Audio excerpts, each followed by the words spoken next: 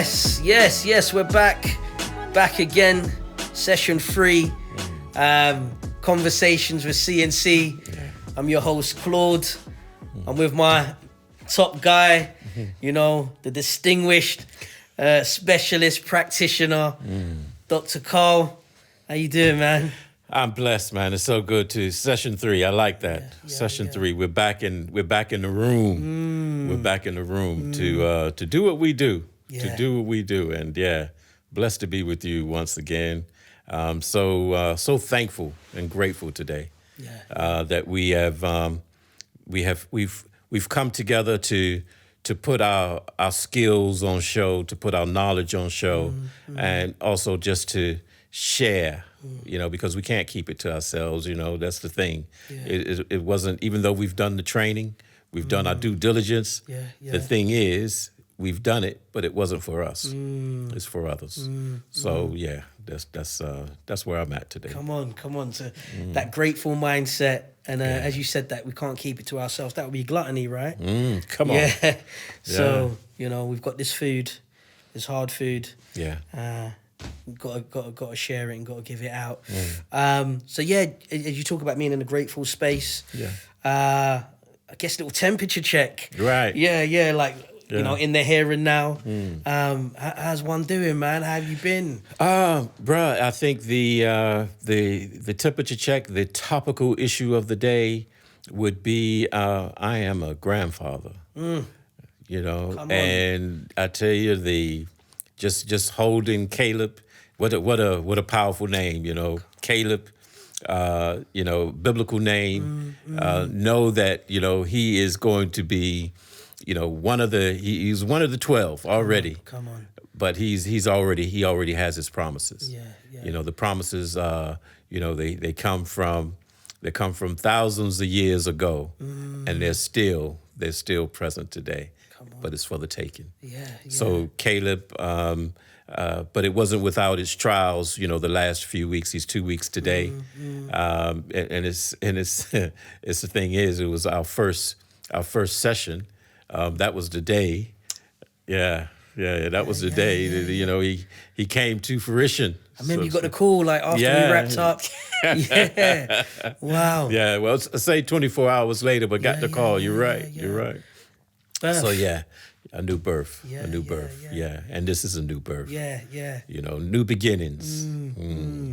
So I'm in a very good place, and he's filled our home with more love, because my daughter came and stayed with us for a time, So.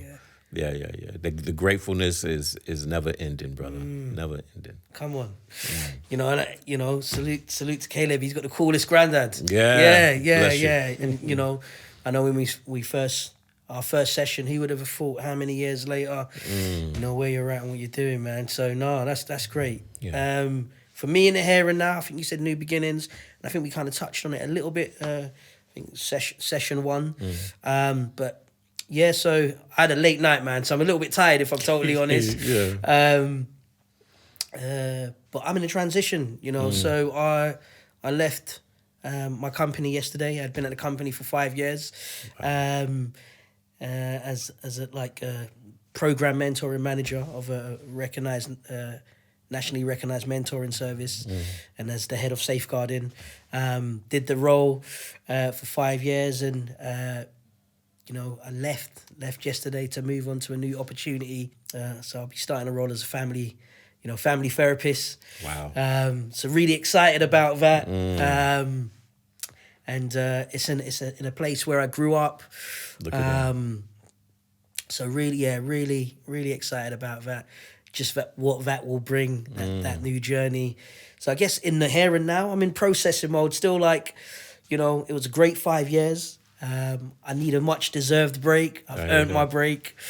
So I've got a little spa break coming up just to kind of unwind, put my feet up, kick off the socks and put the slippers on, and just chill out. So really grateful for this new opportunity, but also grateful for the work that I was allowed to do, the doors that had opened up for me, and the privilege of engaging with the families and young people and, you know, practitioners and stakeholders that, you know, I was fortunate to work with over the 5 years. So, so I guess I'm in a process, it's kind of processing, endings, new beginnings, birth. You know, birth feels like a bit of a theme and a topic at the moment. Right. And we know with birth comes labor pains. Come on, bro. Come on. You know, so anything good, sometimes we, you know, birth, sometimes we got to go through some challenges.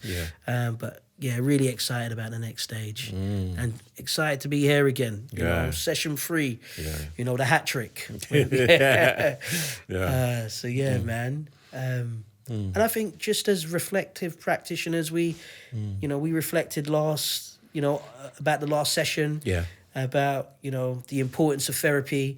And we felt like, you know, there was a bit more that we could unpack. And I think, you know, it'll be good to continue that journey, to continue like why, you know, therapy is important and so forth.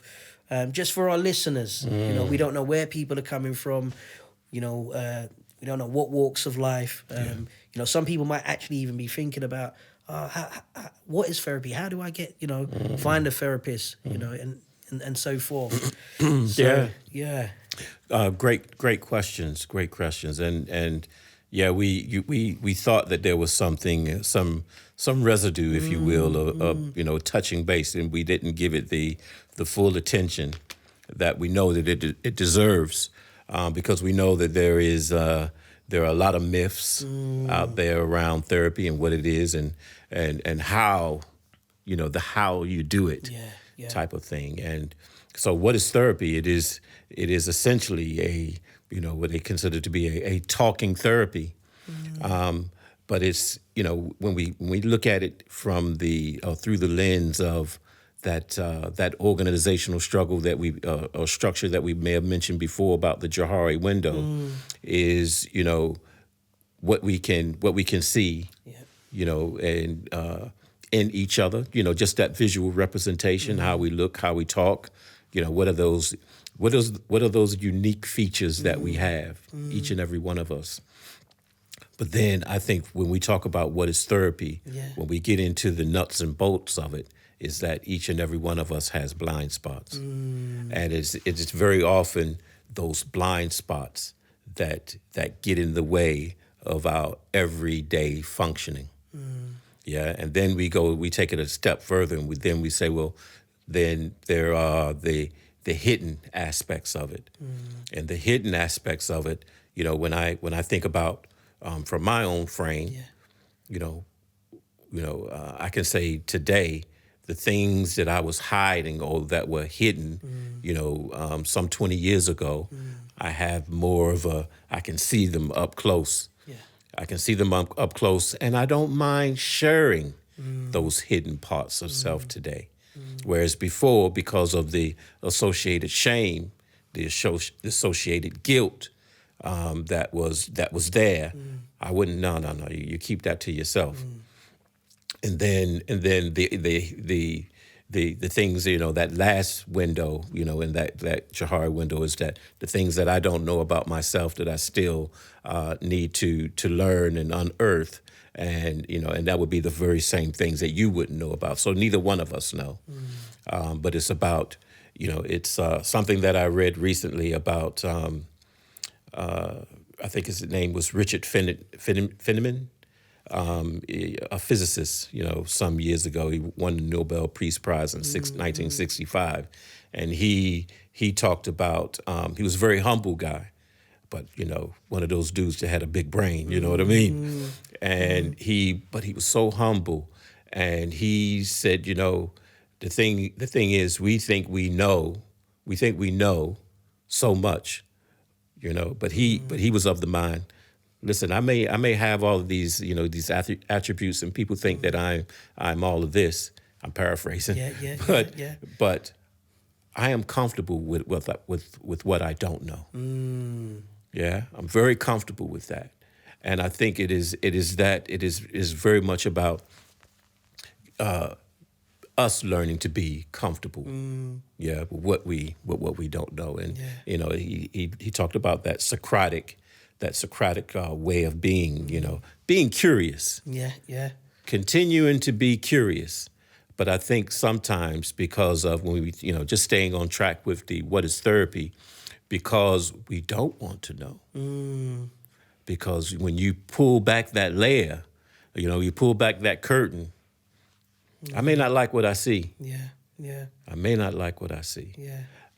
And so I think today, today is about us really demystifying and giving some real context. Yeah. I've shared with you before around when I think about context and the learning that goes into whatever we're doing is that you need to have the context, but whatever you're looking at, you need to have a text. You need to have the co-text because you need to look back.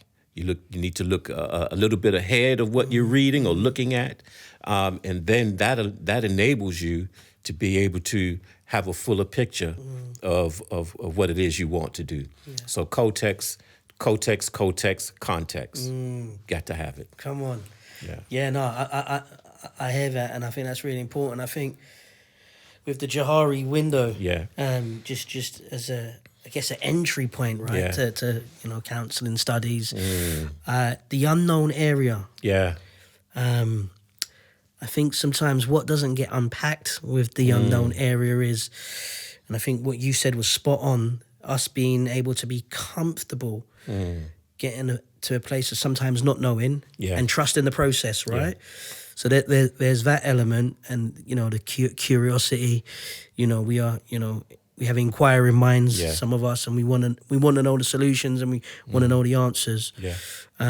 So I love when you say that, but I think there's a next element depending on your belief system or what you subscribe to or what you believe.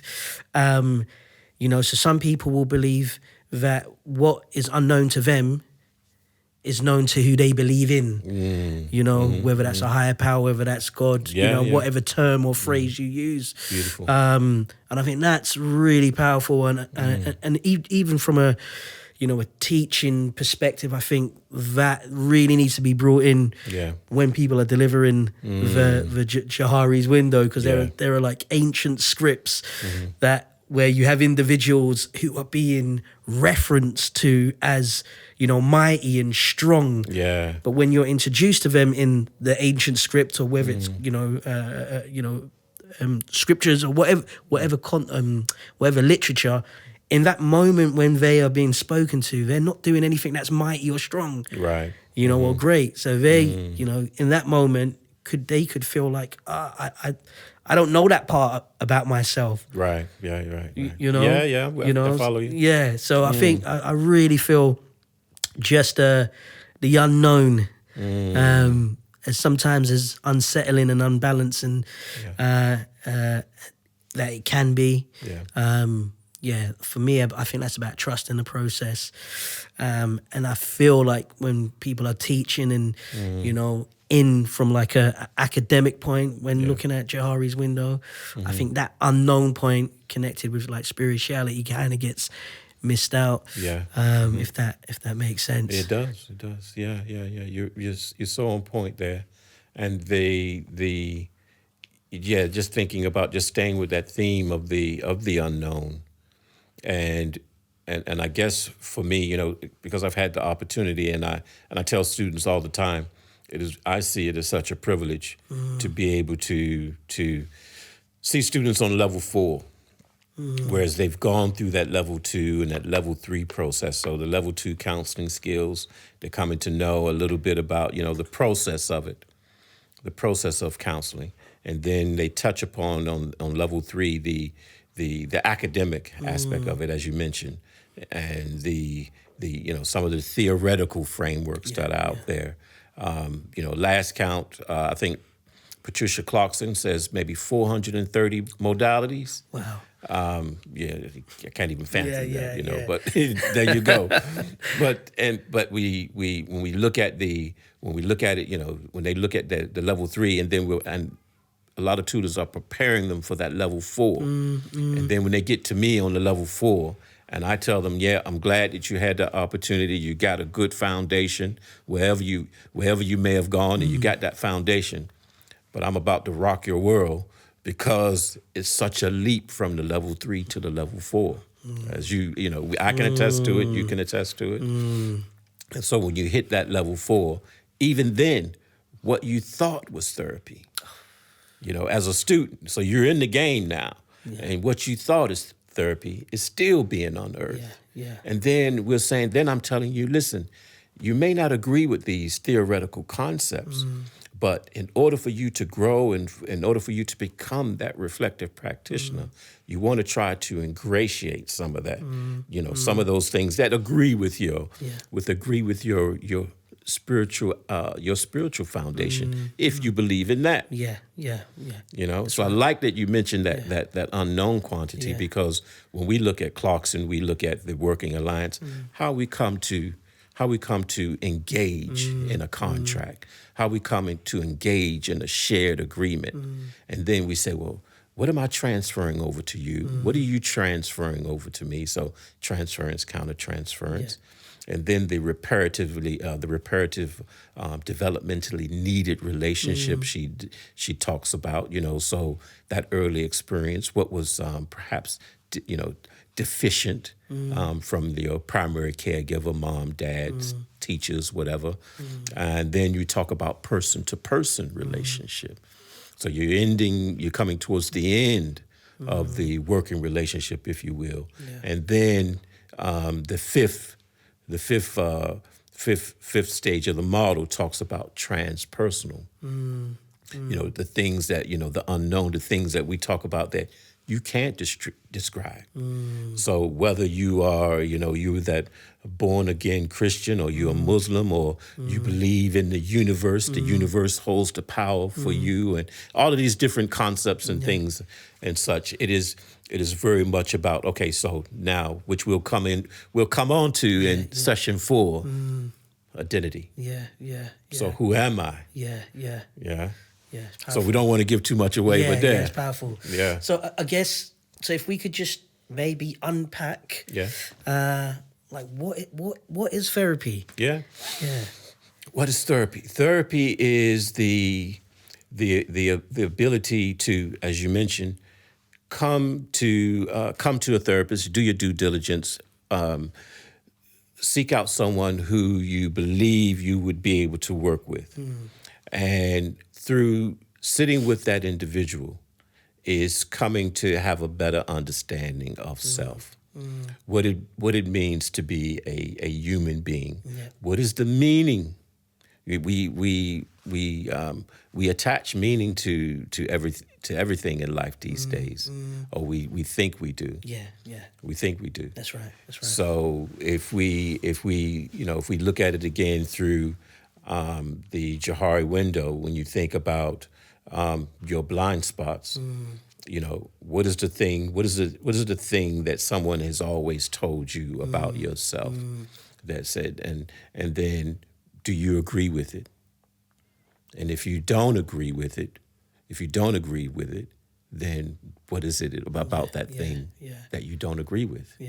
So when we come into the room and you pour out this thing, because let's I think this is a very good example. Just sticking with the students. So the students come on to level 4. They know that there's a responsibility of themselves to find a therapist. The resistance, my brother, for those who come on this course, because nobody twisted your arm, nobody, bent you up to come on to this course. You did it of your own volition. So you come, that the expectations are personal therapy. Like for the course I deliver, it's 48 sessions over 2 years. 48 sessions, 100 hours of client contact time. You're going to have supervision. You're going to have a placement. You're going to have to, if you have a significant other, you're going to have to, have some time with them. The 2.4 kids, you got a 9 to 5. All power to you. All of these things are going to have to be contended with. So you have this element of you need personal therapy. And I've had, if I had that nickel for every time a student told me, I ain't got nothing to talk about. What am I gonna talk about? Yeah. Ain't nothing wrong with me. That was me, man. You're preaching. Yeah, that was me. There's nothing wrong with me. I'm good. I've come into this because, listen, I want to help people. Yeah. My neighbor told me that, listen, I should become a counselor. That's your biggest blind spot right there.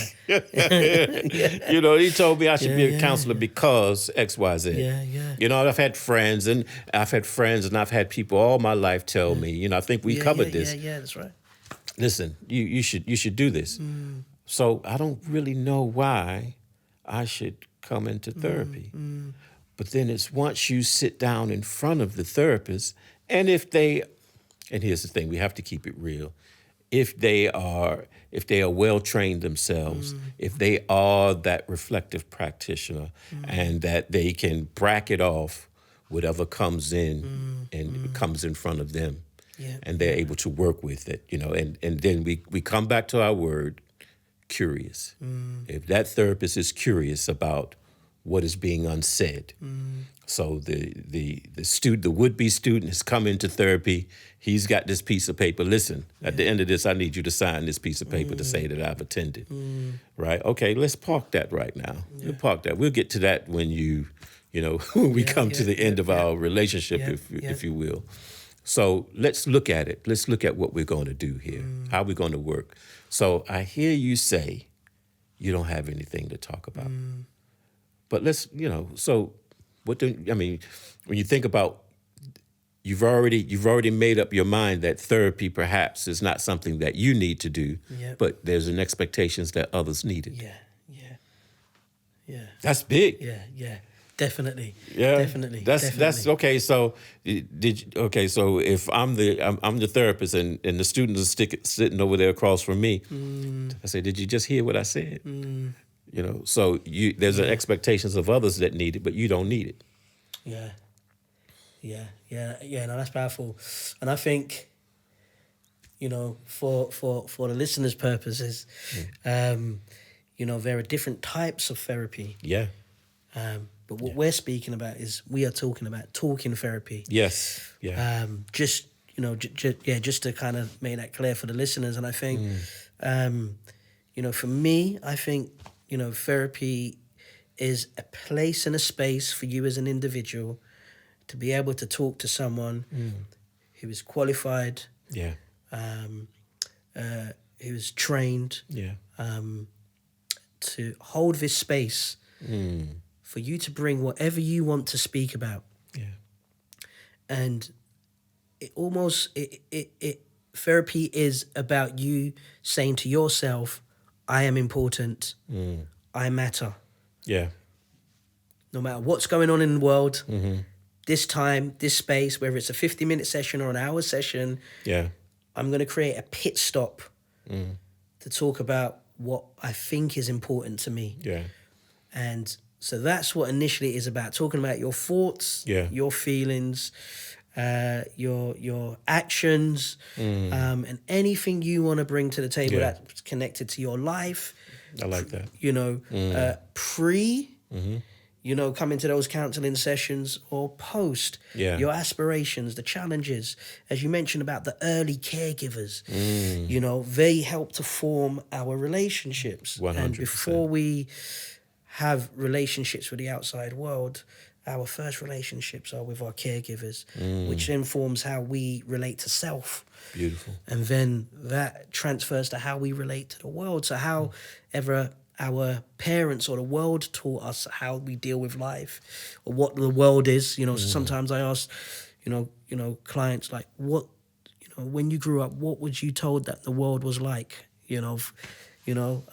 And just from those answers, sometimes you can hear, sometimes parents might say the world is a scary place, or you can't trust anyone. So slowly, just those little nuggets, or not nuggets, but these seeds have been planted, which then shape your perspective and your view on the world and of self. So ultimately, I guess therapy, just for the listeners, is, you having a space, a safe space and a place to talk about whatever is important to you. Yeah. A place where you should feel no shame, though you may feel shame. Yeah. Because that's something we may need to work through. So, but it's just a place for you to process, to speak, and to get some additional support. Love that clarity. Love that clarity. That's beautiful. And well said. Well said. I think that, that's the thing, and I'm glad you've given that, because it takes some work to get them into that space. Yeah. Because I think that because of the myths out there and what it is, I mean, just this week, I've heard a student or supervisee mention, I've had a client to come in, okay, this, and this is wrong. Yeah. Tell me what to do. Yeah. Tell me, and then, the flip side of it, there's, someone has come in, the example I give about the student thinking, I don't need it, and angry with the therapist because, essentially, I don't want to be here, and I don't like you because I have to be here. So, and then coming to the end of the recommended however many sessions that they had to do, getting to the end and saying, yeah, I want to do more now, but I don't have the funds. But I'm going to rob Peter to pay Paul to make sure that I do these, to do 8 more sessions, so to speak. Yeah. Because they've come to value it, and they've come to trust the process, as you mentioned earlier. Yeah. And I think it is about, first you have to get in that space you have to think for yourself that, okay, I want to come to therapy. And it's not until you really get that person in the chair, or they come for themselves, that they come to find out what therapy is truly. Yes. And I think, as you've intimated, us talking about it today, whoever is, listening to us, perhaps, planting those seeds, this is what therapy is.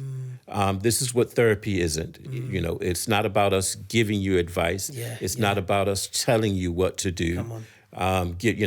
Saying that, okay, this is the situation. I think that you should do this. I think you should do that. I think that if there's a relationship issue, you're at loggerheads with your spouse, your significant other. I'm going to tell you, listen, yeah, that's right. I agree with you. You should leave them. Yeah, that's right. You're right. You're 100% right. Yeah, break camp. Yeah. No, that's not. If you're coming to me for that, I'm not going to be that person. To tell you to perhaps, to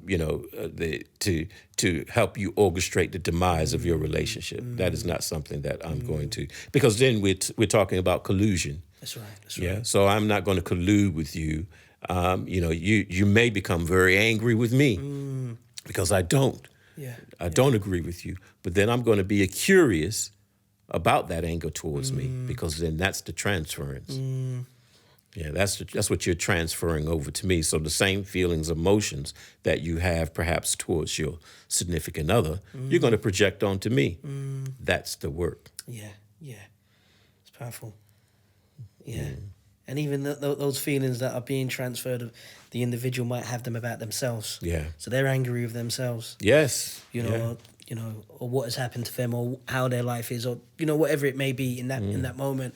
And I think, what you was doing there, what is really powerful, you're demystifying. Yeah. So we're breaking it down what it actually is. Yeah. And sometimes it could be maybe 6 sessions you see someone. Sometimes it could be maybe 12. Yeah. Sometimes it's even long term. It can even be a year or 2 years, long term therapy. So, it's really about whatever you need. Yeah. And I think with demystifying, in saying what it's not, I think we then have a bit of a context of, okay, cool, then what could cause some of the barriers? What could cause some, for me, and, speaking with people in different communities, the perspective and perception on what therapy is can be quite daunting, and we don't we don't do this, whether that's like from a cultural place and cultural space. I know for me personally, in my, family and lineage, I would, if I was to class myself as something, I'd be like a first generation client, because we've not did therapy, within my family. And I know there are many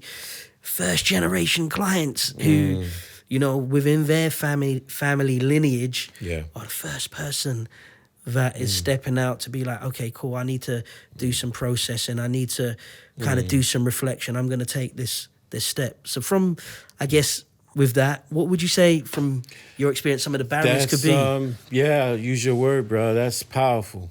That is powerful. I think the very much the barriers are as you mentioned, how you were brought up.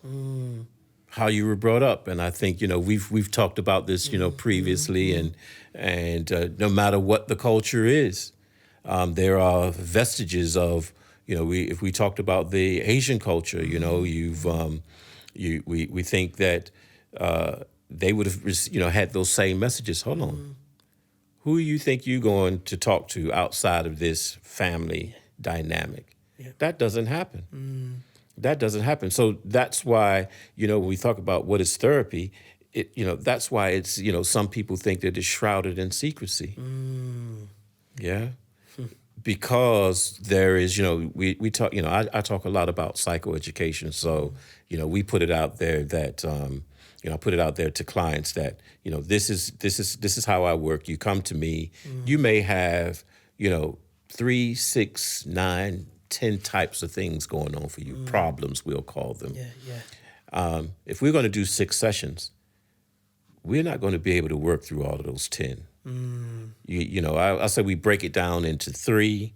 You look at the 3, which one is doable in 6? Which one is, which ones are doable in, 10 to 12, so on and so forth. So we break it down like that. And then I think that, the barrier again is thinking from just from my own experience coming up, is that you had to have something about you. The messages I received is you have to have a strong mind. If you didn't have a strong mind, what it was called is you were weak-minded. Weak-minded. And if at my age today, I can remember those messages from, age 4, 5, or 6, that tells me that if we are inherently different, the thing is there are similarities. 100%. Yeah. And I would say that there are some contemporaries out there who would have heard the same messages of, if you don't do this, or if you don't attain this level of qualification, or you don't finish this, then you're not going to amount to anything. Right? And if you don't handle certain problems in a certain way, and so bring it to me, or keep it to yourself. Work through it on your own. So that message of going out of the family home, the family environment, the cultural environment, going out to somewhere else and sharing that information, the family, secrets. Disloyal. You're leaking information. Can't be trusted. Can't be trusted. Dishonor. Dishonor. So there, I think that, for me, it is very much about the we want to demystify what therapy is. We want to demystify the cultural ramifications, because when we look at our similarities, we go through this. We go through the same stuff. It's just a different flavor. Yeah. So I think that, if we can look at it through that particular lens, that we are inherently different, but also inherently similar. Yeah, definitely. That human human experience, the Yes. human way of being. And I think there is, you know, people sometimes just not knowing where to go, not having the information, you know, even down to how much does it cost? Yeah. You know, Yeah. so, you know, your financial kind of like implications. And then you've got, you know, so we touched on elements of culture and upbringing, but then people feeling that they're going to be stigmatized. Yeah. Yeah. So I'll tell you nothing's wrong with me. I'm okay. I'm fine. But if I go to see someone, if I go to see a counsellor, does that mean I'm mad? Yeah. Does that mean I'm weak?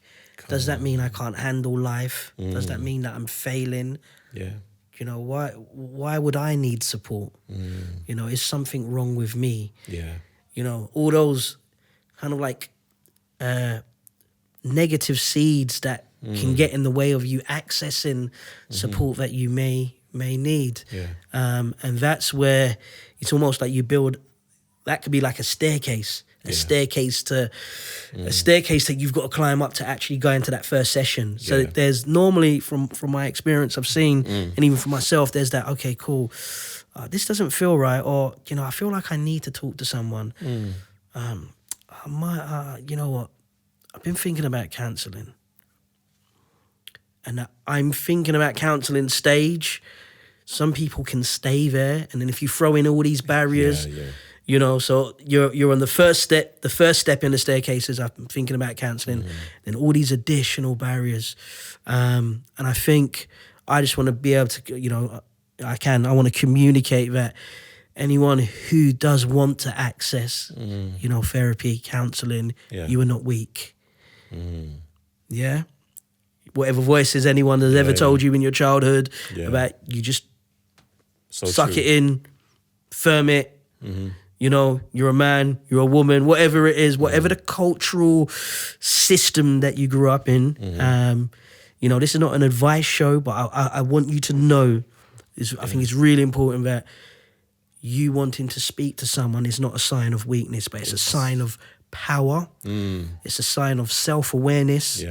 And it's a sign of you saying that, you know what, I want to do, and I want more for myself, and it's you actually committing to yourself.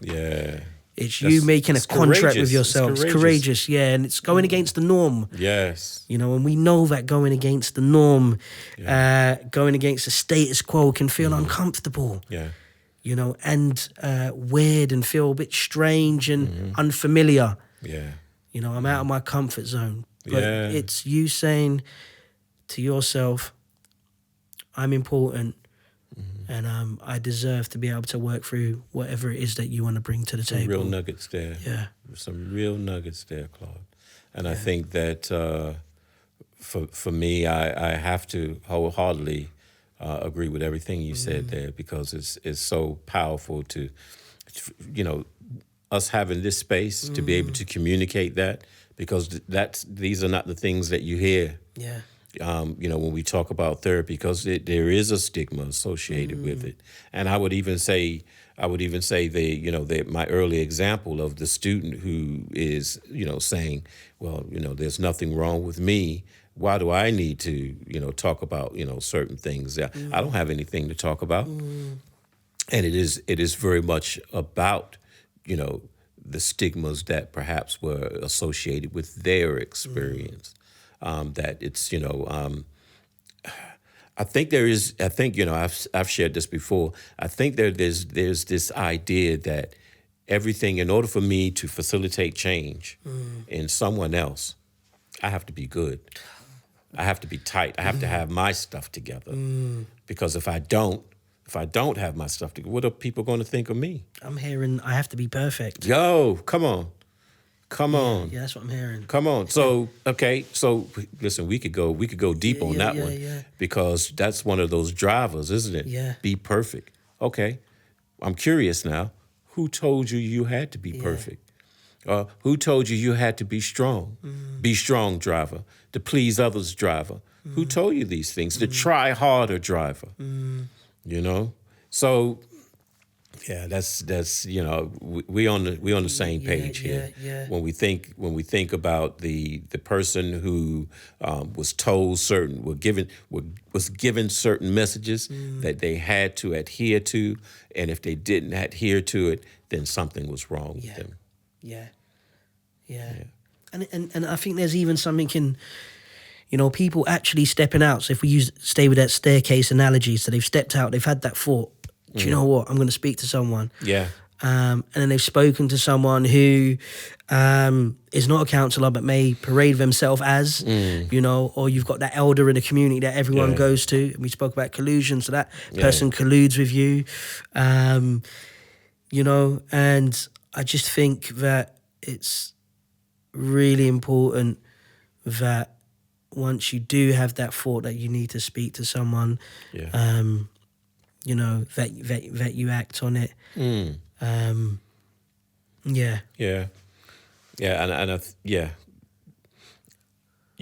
act on it. You act on it, and you look at there's so many different places out there that you can look. Yeah. You have the counseling directory. Yeah, great. Counseling directory. There are counselors in your area. You spoke earlier about the costs. You can, for your particular area, costs, because you have a pool of therapists in your area. And the thing is, they can't, in the particular area, they can't charge extortionate rates because you want to keep it at a certain level within a certain area. If someone is charging,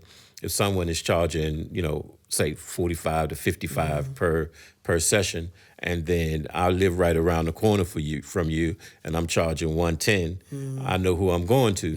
Because I know what I can afford and whatnot. Not saying that person at 110 is they're charging that because of their status and how that qualification that they've attained or whatever the case may be. But I'm going to be looking at it through that eye that, okay, I can afford the 45 to 55. So this is what I'm going to go for. And hopefully that individual is going to be able to work with me to the standard that the person with 110 is offering. So what you're talking about is how to access. Yes, 100%. So counseling directory, the British Association for Counselors and Psychotherapists. So the BACP. Yeah, the BACP, the UK, the United Kingdom Counseling and Psychotherapy Association. And if you are a person of color, some people don't like the term of the BANE community, but the Black and Asian, right on. The Black and Asian Therapy Network. That's an organization that you can seek out therapists on. So there's a variety. So that's the BAATN. Yes. Yeah. A variety of different vehicles that you can utilize to research and compare. What is right for you. Correct. If you are of a particular faith, there are faith counseling agencies out there. I think it's the Association for Christian Counseling is out there, as well as the I think it's an Irish organization for if you're of that particular culture. So there are the cultural references as well. That we have to look at and to really bring into this forum and say that don't think that you're going to or you have to be pigeonholed if you think that you will feel comfortable within a different within your own cultural aspect of counseling, then you go for it. Then we get into the loss and bereavement agencies that are out there, Cruise Bereavement Agency is out there, and that's who I would signpost a lot of my students who are looking for placements. If that's the thing, because that's the thing. A lot of times we have students who come into counseling because they've had counseling.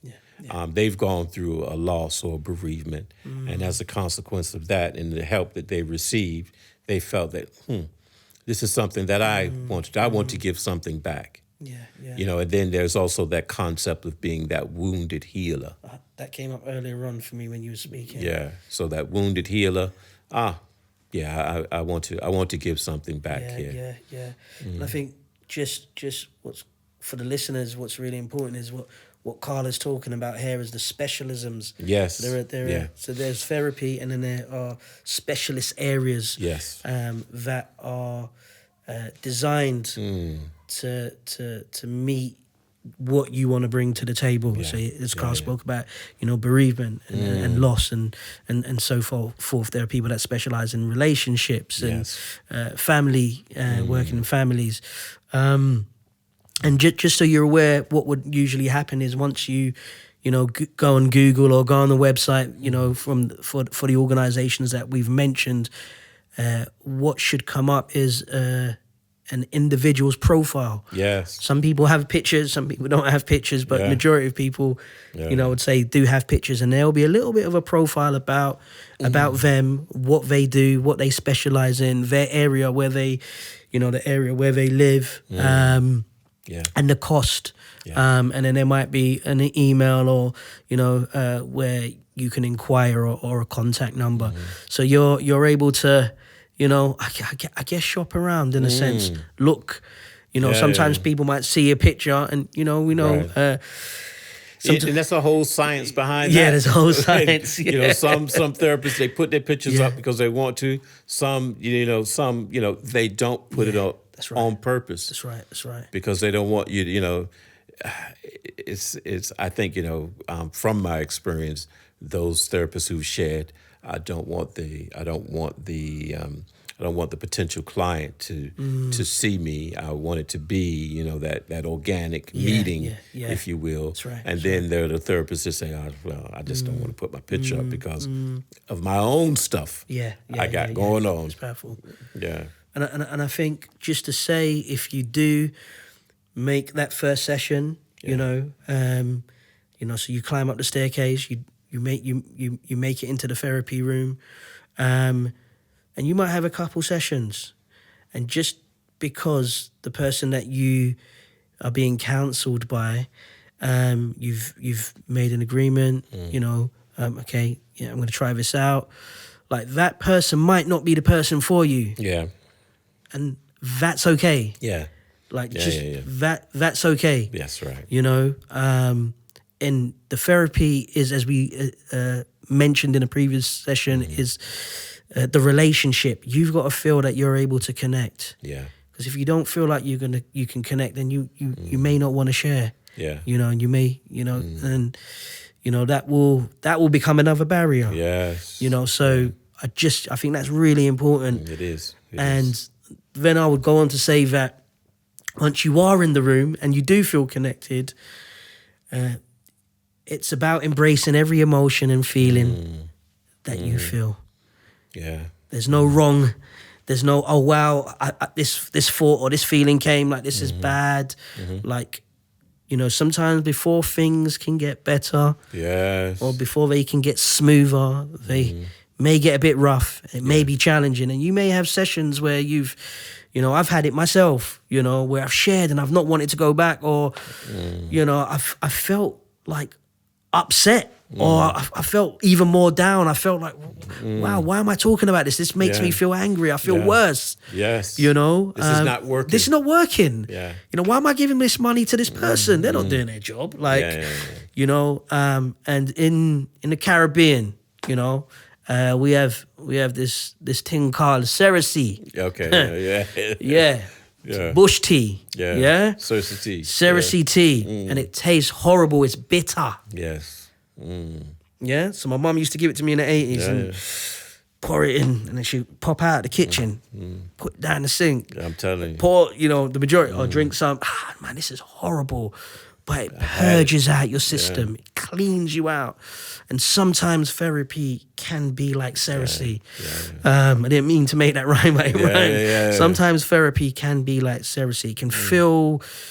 It can feel like not great. It can feel a bit bitter. It can feel like you're bringing up these emotions and these experiences. But if that's coming up, that means they're in you, and you need to work through them. And with a skilled, trained therapists, you should be able to, or there's an opportunity for you to be able to work through them together. Yeah. So as we said at the beginning, therapy is not about the therapist solving your problems. It's a meeting of the minds and the hearts, and you working and then walking with you. Beautifully said. Yeah. Beautifully said. Yeah. And I just think, if you do embark on the journey, just be prepared to feel different emotions and maybe have different thoughts that you may have not had before. Yes. And you will be challenged. You'll be challenged. You will be challenged. And I think, you've really given some nuggets there about, what it is, and I think the reference of the labor pains, and as we said, earlier, 430 modalities or more, but the relationship is the crucial element of meeting with your therapist. Yeah. The relationship, because it will be like, for me, I always say it will be a relationship like no other. Because you will share things with your therapist that you haven't shared with anyone. And then you'll say why did I say that? Why did I I don't know why, but it's because you're coming to trust that process, trust that person with the things because of the way that they have related to you. Yeah. And what we talk about a lot is our patterns of relating. And what it is, as a therapist, the therapist is in there relating to you as you present yourself to them. We talk about the self-concept. We've mentioned it before. It's one of those things of self-image, self-worth. How do you come self-esteem? How do you come to be? And when you pattern. We think about a pattern. A pattern is something that's built up over years. Yes. Yeah. So that the pattern of relating is something that I have in me. It is something in me. So that pattern is, you mentioned it earlier, shoulds. I should be better at this thing. I should be this. I should be that. I ought to have become that lawyer. Yeah. I ought to be better at my job. That's what my boss says. I ought to be this. I ought to be that. And then must. I must be a better husband. I must be a better dad. I want to be better than my dad. Yeah. I want to be better than, whomever. Yeah. So shoulds, oughts, and musts play into our self-concept. But when you sit in front of that other person, then we talk about the judgment. You don't sense the judgment that you may sense when you sit across from your friend, your spa, whomever, your boss. Yeah. And with that, you're talking about the benefits. Yes. The benefits of not being judged, the benefits of being accepted. Yeah. The benefits of just being. You being allowed to be you without any other additional baggage placed on you. And I think there is a real benefit to therapy where we have the opportunity to become more self-aware. We're able to address some of those challenges and some of those issues, whether they are from the past or the present. Yes. Or they might be how we view the future. And there's a chance to become more emotionally healthy. As we said, we are mind, spirit, and body, right? Yes. So it's a chance to work on those areas of us, and our personalities. So there's a massive benefit, from what I've seen, from someone who has been in the client seat, and as someone who has seen the benefits of clients, accessing therapy. Massive benefits. As we're kind of winding down,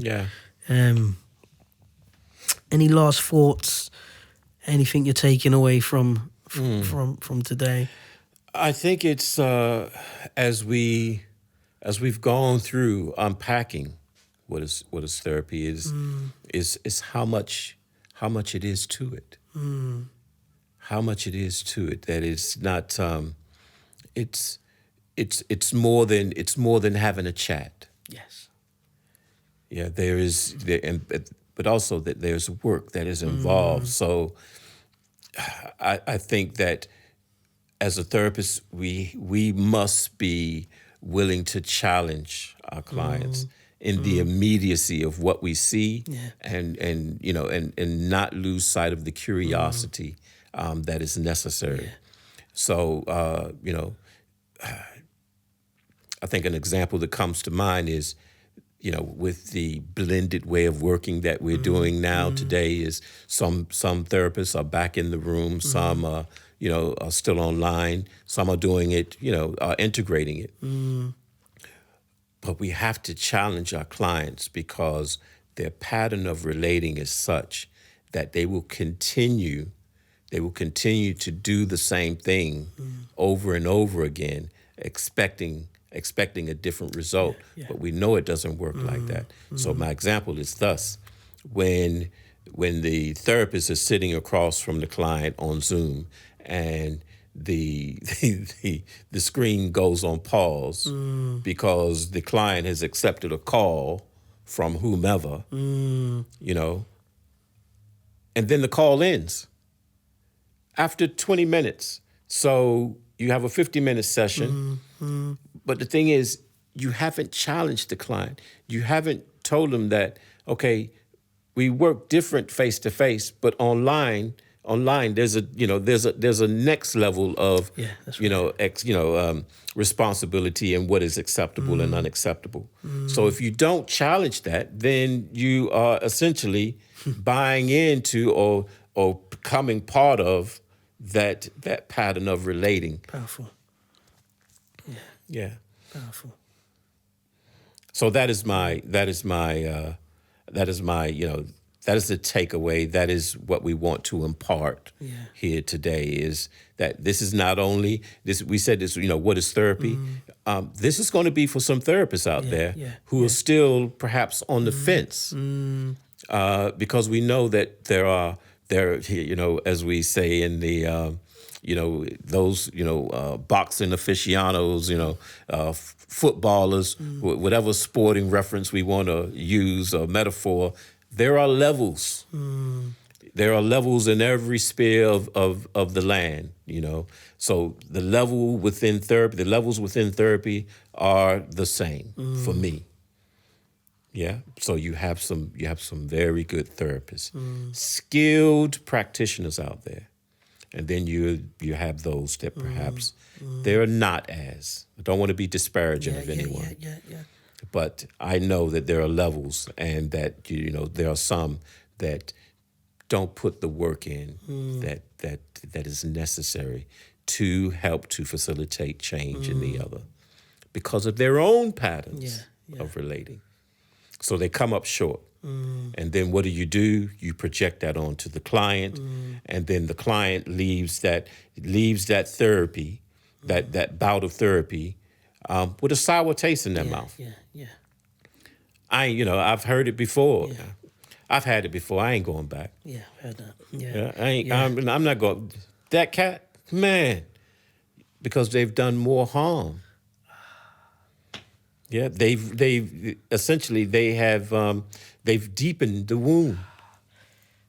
Earlier on, when we were speaking about barriers, that was right there, and there are people that have made it worse. Yes.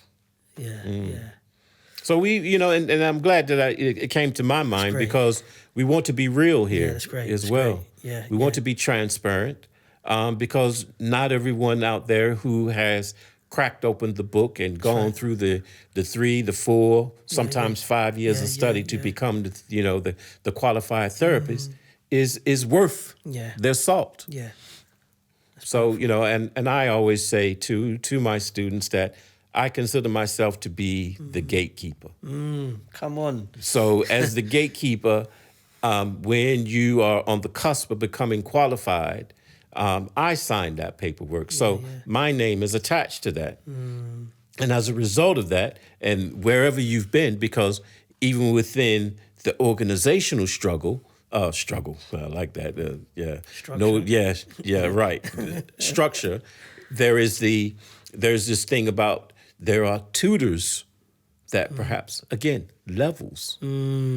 So you hear about certain tutors that well, man, who was you with? You was with Carl. Oh, you're safe. Yeah. You're good. Gatekeeper. And I love to hear that, not for any vainglory or anything, because I know that what is on offer is of a standard. Yeah. So that when you go out there, you're not going to do more harm. Yeah, because if I hear about you, I'm going to call you out. Yeah. Yeah. That's powerful. Gatekeeper. Yeah. We need gatekeepers. We need them. I think I'm just taking away, or what I'd want to communicate is, it's okay. It's okay to embark on a therapeutic journey, to see a therapist. That's all I would say. It's okay. And as Carl said, it's more than a chit chat. Some deeper dialogue. Soul work. It's you looking within. And there can, in many cases, be like a light at the end. Yeah. So just want to let you guys know, it is okay. And it's been great again, man. Chopping it up, session 3. Beautiful. That word that you just said there, soul work. Soul work. Because oftentimes, what we've gone through in life is soul murder. So when you sit across from someone, it is very much soul work. Yeah. I couldn't let that go. Yeah, no, and I guess this is us, like, the soul is the seat of the emotions. Come on. That's where it resides, right? Yeah. So we know that when it comes to traumatic experience happens, like the body keeps scores, right? But the soul is the seat of the emotions, where these emotions from these experiences sit, just like we have the cushion. The cushion is sitting in the chair, and that's like the soul. Let's say that the green chair is the soul, and the cushions are the feelings, those emotions that reside there. That's why we have to do soul work, because we're not sure what cushions are sitting in. Come on, man. You're on fire with bro, the we metaphors can do today, man. We can do this, man. But no, guys, really appreciate you tuning in. Hope to see you back for session 4. Thanks a lot, man. Have a blessed day. Bless you all.